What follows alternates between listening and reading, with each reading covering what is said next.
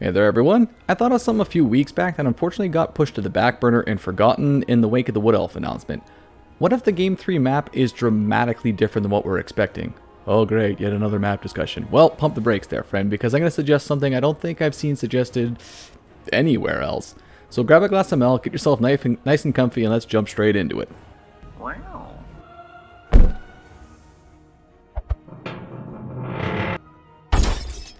So we've all seen the dozens of threads about what the Game 3 as well as the final Mortal Empires maps could each look like, and I'm just going to briefly touch upon the former, exclusively just because it matters for the main point of this video later. I've seen suggestions ranging from literally everything east of the World's Edge Mountains to only the landmass ending at the Mountains of Morns.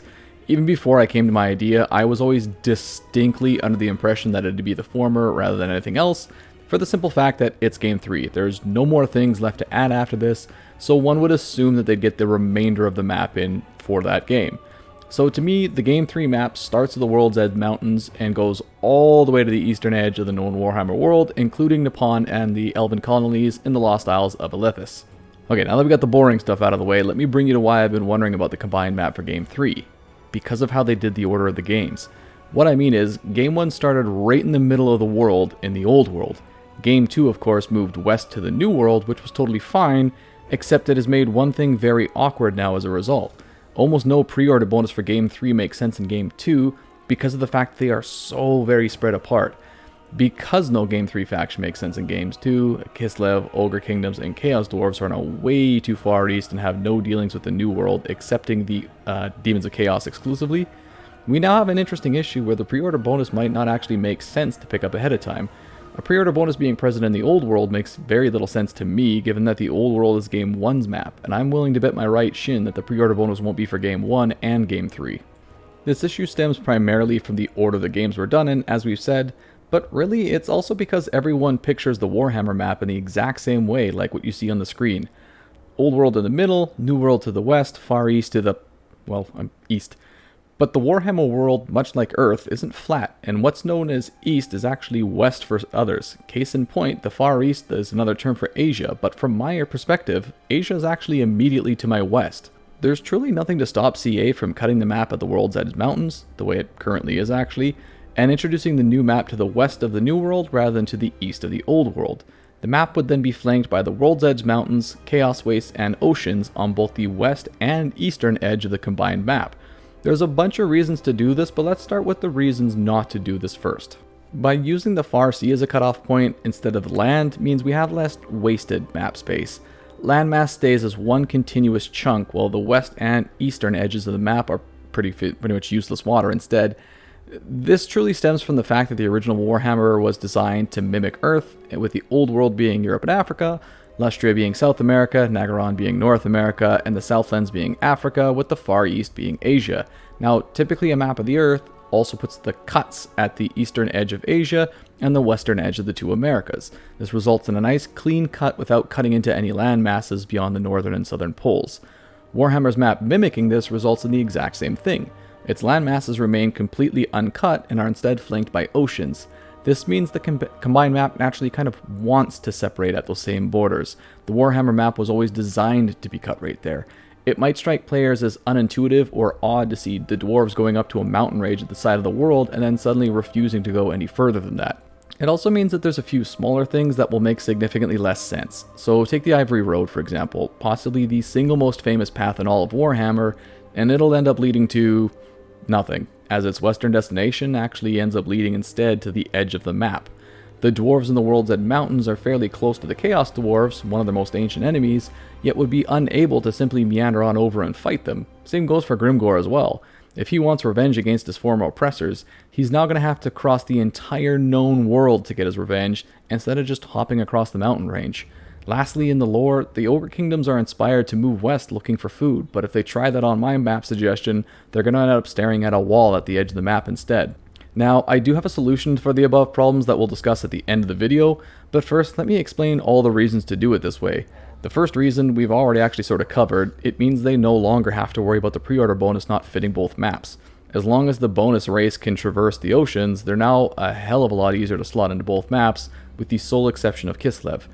This might seem like a small deal, but the pre-order bonus has always followed the same strategy they've used every single time, and pretty much every race is going to have some issues to overcome if they use the conventional map. But the reasons actually get a lot better than that. Consider racial dispersion. Currently the game struggles really badly with clumping up its similar factions thanks to the way that Games Workshop wrote them into the lore. 90% of your factions are all clumped together into one spot with maybe one or two provinces separating them at the most. And using the default Warhammer map will just continue that trend.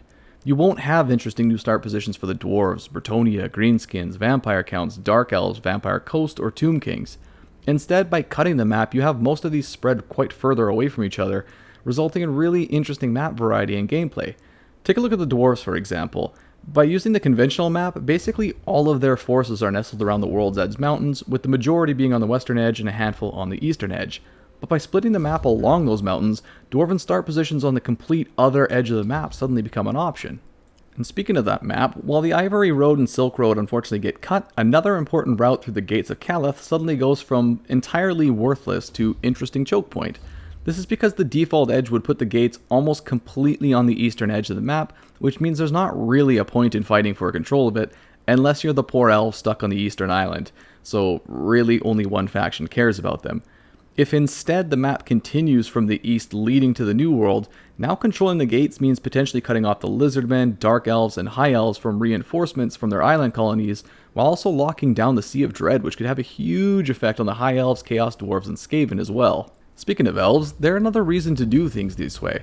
Remember those elven colonies to the east of Cathay? Well, they are where they are because the Dark Elves and High Elves are both known to cross the far sea to get to the eastern edges, which could lead to some awesome border clashes on the coast of the far sea and the Boiling Sea.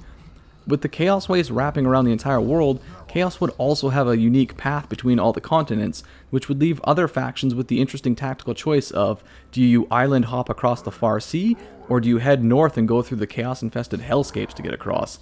This would also naturally give the Vampire Coast a much more fun usefulness in Game 3, as opposed to leaving them forced to essentially land to get anywhere in the third entry. Another cool result of all this is that the map would feel like there's three big land masses rather than two. The western edge would encompass the Darklands, Mountains of Morns, and Cathay, but the middle would of course contain the New World, and the eastern edge would now contain the Old World, which would also make for a much more contained area to try and attain for each playthrough, rather than the Old World and Far East being one colossal chunk of land that you'll never hope to lock down. But I mentioned earlier that splitting the map like this could potentially cut off some pretty well-established pass-through, such as the Ivory Road and Silk Road, and I said I had a solution for it. And while it would be absolutely amazing to have a full 360-degree map for Total Warhammer 3, I'm fairly certain that the engine's incapable of handling that. Instead, I propose a solution where holding one entry to one of the passes through the World's Edge Mountains, these being High Pass, Peak Pass, Mad Dog Pass, Death Pass, or the Charnel Valley, would allow you to teleport to the other side of the pass. Not only would that solve the issue of the map being traversable, but it would also make those specific holds even more locations to lock down for your playthroughs, as not only would it allow you passage back and forth, but you could also use it as a really awesome ambush location for enemies coming through from the other side. Building on that too, military alliances could potentially give you a rough idea on what you're looking at on the other side of the passes, but without eyes, sending a convoy through the mountains could be incredibly dangerous, depending on who holds the other side. Again, this would make the border a hell of a lot more interesting to me, while also simultaneously making the World's Edge Mountains more interesting as well, in addition to also making diplomacy more interesting.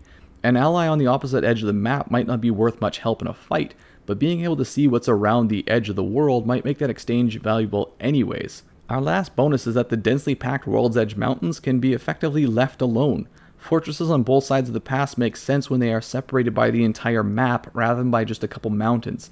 Anyways, that's it for this one though. So what did you think? Awful idea, great idea, somewhere in between?